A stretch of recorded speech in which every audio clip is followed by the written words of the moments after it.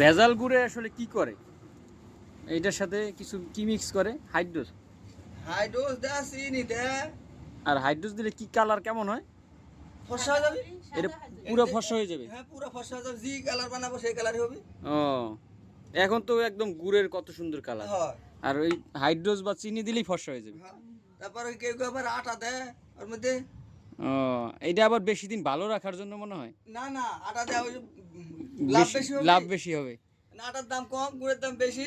ও, 5 KG আটা দিলে ওই বেশি হবে, এবার চিনি বেশি দিলে বেশি হবে। ওই করে, কিন্তু আমার তো সব বানাই না। আমার অর্ডার দিয়ে ভালো বানা দিবেন আপনারা। হুম।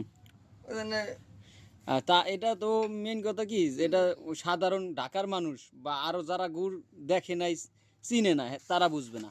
না। তারা সামান্য বাজারের 150 টাকার যে কেজি, ওইটার ঘেরান নিয়েই বলতেছে এইটাই অনেক ভালো।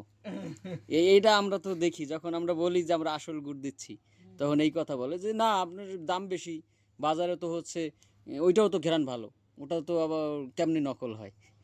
এই এই কথা জানে না যে, হ্যাঁ, এই যে আমরা যে দেখতেছি না কত সুন্দর।